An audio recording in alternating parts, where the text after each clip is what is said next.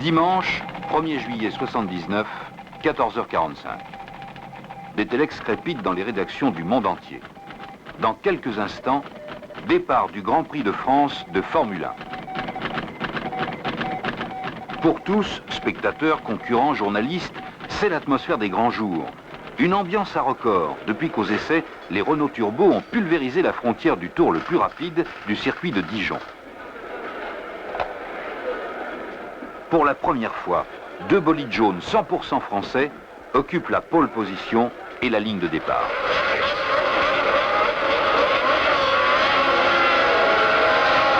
Pourtant, il y a quelques jours seulement, le doute subsistait encore. Puis maintenant, voici qu'elles se révèlent les meilleures, alors qu'on les a souvent connues capables du pire. Alors, qui sait? Pourquoi pas? Réponse dans quelques 90 minutes de course.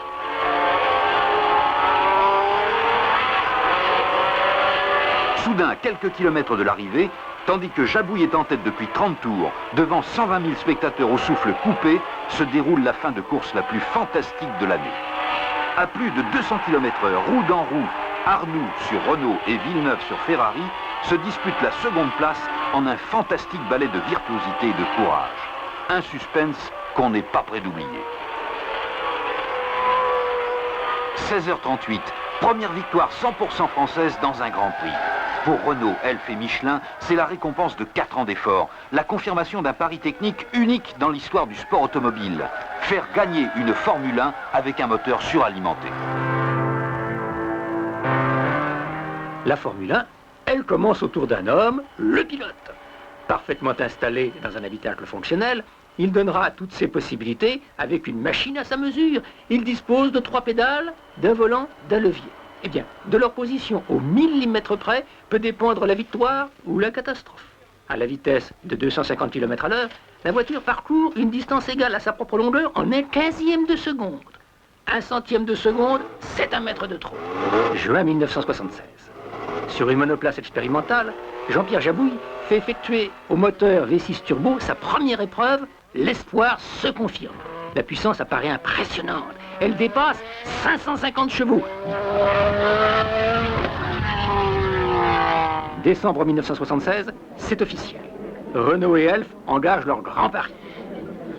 Après les épreuves de promotion, les rallyes, les courses de prototypes, la Formule 2, désormais, la Formule 1 sera leur objectif commun.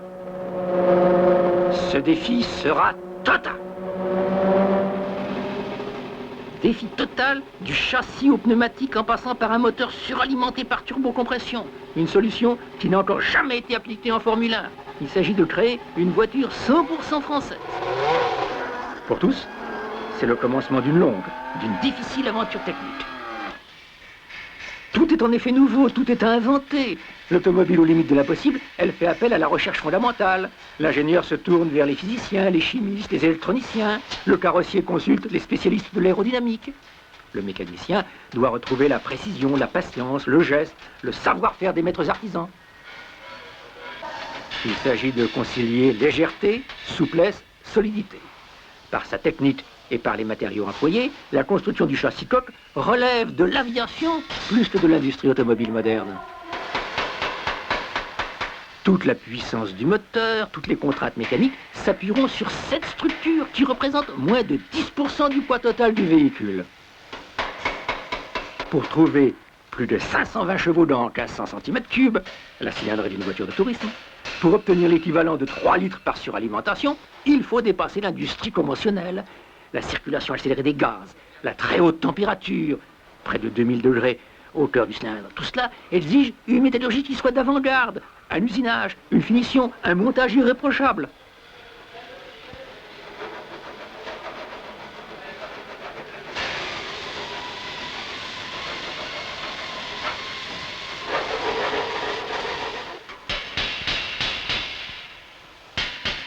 Tout devient démesuré, nouveau, difficile à imaginer.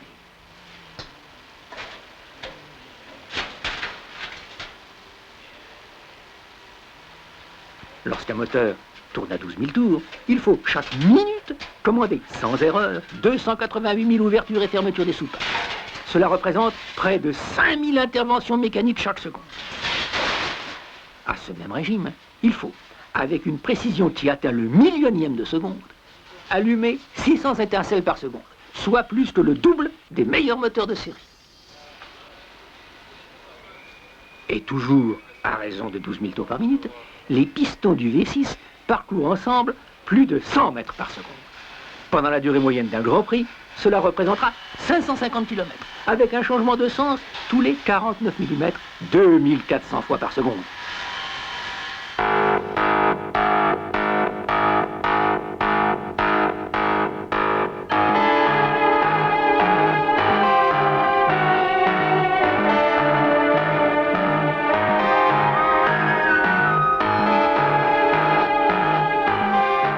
De nos jours, un moteur et un châssis, aussi performants soient-ils, ne suffisent plus pour gagner.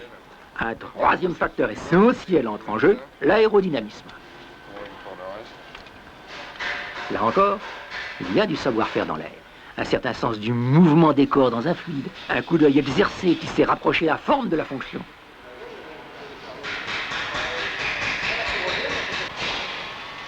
D'abord, les lignes principales du premier carénage sont déterminées.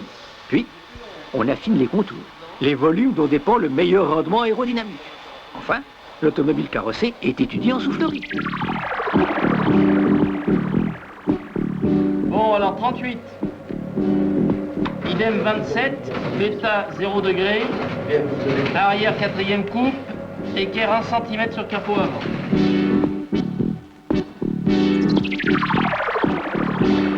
Pénétration dans l'air, réduction de la traînée, contrôle de l'appui au sol sont autant de paramètres à mesurer, à équilibrer, selon les nécessités de la course, selon l'expérience du pilote. Oui, on a un poil plus haut en vitesse, mais enfin, dans le CZ, le CZ, c'est le CZ. Hein. En fait. Non, parce que... CZ, ah oui, on a un poil moins en CZ global. Et on a eu un petit repas. Ah, et si, on rééquilibre vers l'arrière, chef. Un choix difficile, évolutif, qui contribue à la transformation continuelle des silhouettes de la Formule 1. Sous l'appellation de Wincar, l'actuelle génération utilise la déportance afin d'accroître l'adhérence au sol.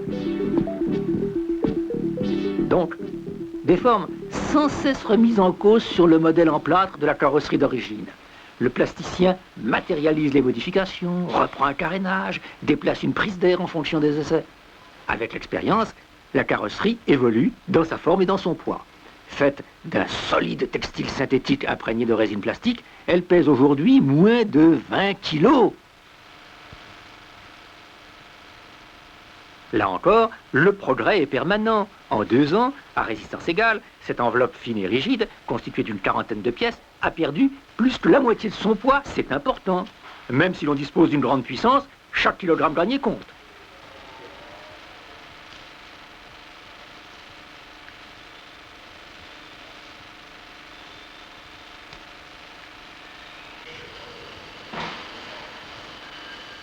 Mai 1977, la F1 Turbo RS01 fait son entrée officielle devant la presse automobile.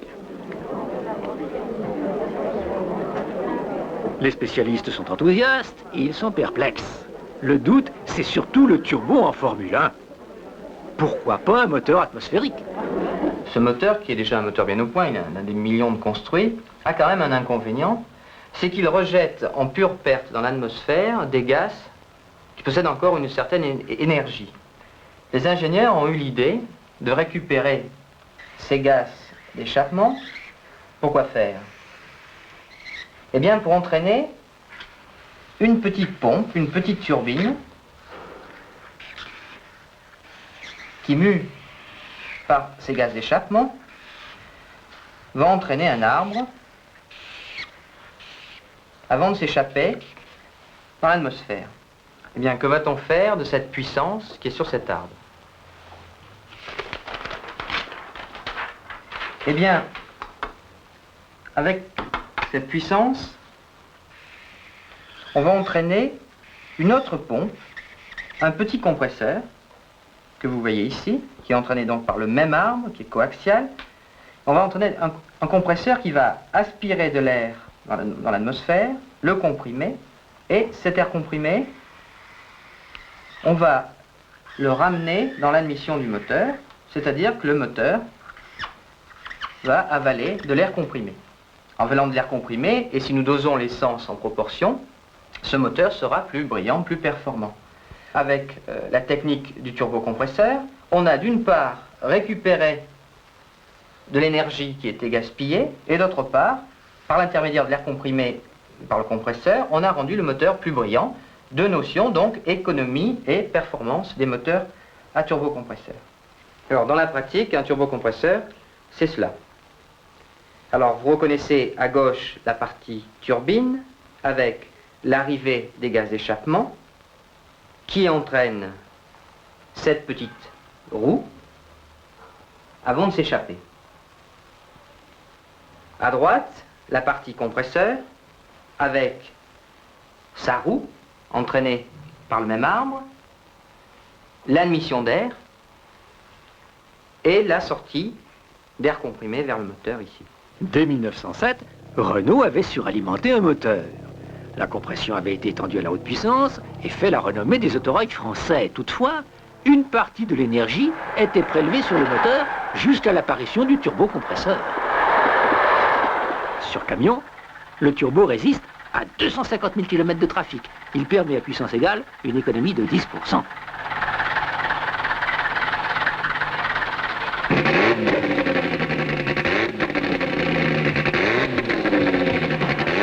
Adapté à la Renault 5, le turbo place ce modèle au plus haut niveau des grands rallyes internationaux. Commercialisée, la voiture sera la plus rapide des petites européennes de série. Associé au moteur de base V6, champion d'Europe 77 de Formule 2, le turbo prouve avec éclat ses aptitudes sportives en remportant les 24 heures du Mans 78. En Formule 1, confrontation au sommet de la compétition automobile, le progrès, l'invention technique font la loi chez tous les constructeurs. Pour Renault, les difficultés de mise au point sont en rapport avec l'ambition de ce projet. Ce sont 25 000 km sur piste, sans compter les grands prix qui auront permis de maîtriser ce puissant, ce tout nouveau bolide confié au pilote d'essai Jean-Pierre Jabouille. Il s'agit d'abord de créer une nouvelle conduite qui tienne compte du temps de réponse du turbo et de sa puissance.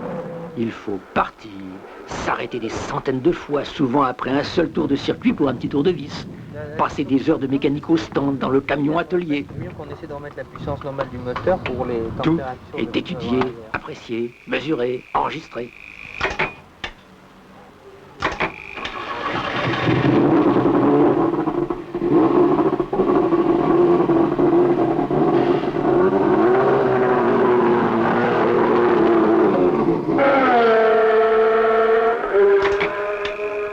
Fréquemment, la piste remet en cause les propositions du laboratoire ou de l'atelier. Les résultats, en effet, sont incertains. L'équipe doit apprendre vite à faire face aux difficultés, à surmonter l'amertume des échecs.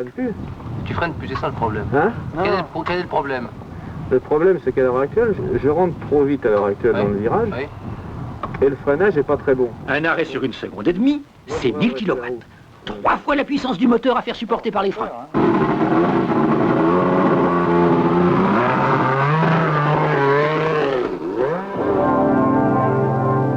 L'obstination, un certain sens du recul et de la décision sont des qualités indispensables aux pionniers de la Formule 1. Cela fait partie des enseignements qu'apporte ce projet.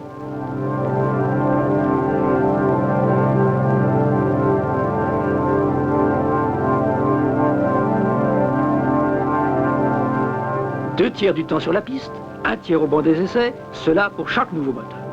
Un Grand Prix, c'est plus d'1 million de tours sans aucune défaillance. C'est un turbocompresseur qui tourne à 100 000 tours minute et qui supporte 800 à 900 degrés. Second moteur de la compétition, l'imagination. 6, 8, 12, voire 16 cylindres, tout est tenté pour gagner de précieux centièmes de seconde. Prise d'air surélevée, aileron avant et arrière, prise d'air latérale, spoiler, stabilisateur mobile, 4 roues motrices, puis 4 roues directrices.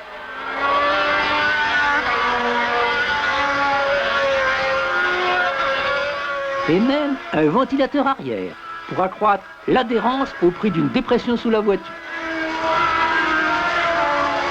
Toujours à la recherche du meilleur appui, la coque devient une aile renversée. c'est avec le turbo la dernière nouveauté des circuits.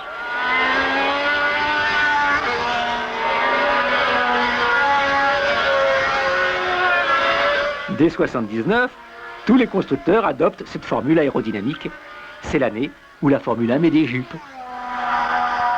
On voit plus loin. Sous le numéro 15, la RS10 sera l'auto du second souffle, celle du double turbo.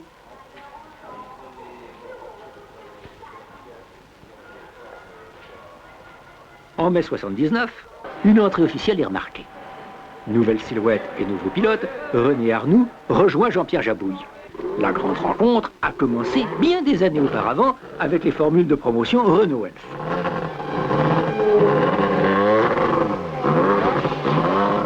Après la victoire du Grand Prix de France, c'est enfin à Silverstone que se mesure le progrès réel. 1978, départ en dernière ligne. 1979, départ en tête de René Arnoux, qui terminera second au Grand Prix de Grande-Bretagne.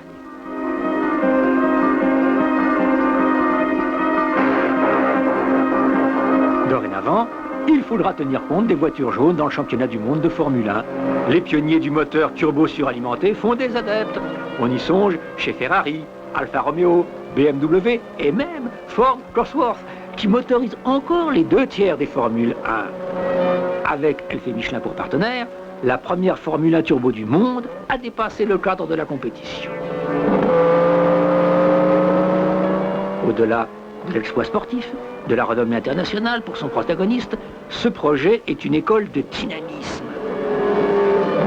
La course a stimulé les études, elle a développé l'esprit de collaboration, elle a entraîné dans son sillage plus de 130 fournisseurs.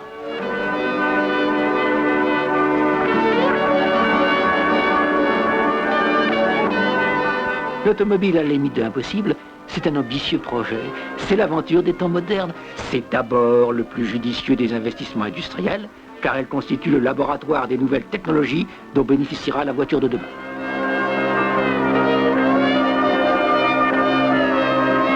Avec la collaboration d'Albert Ducrot et l'équipe Renault Sport.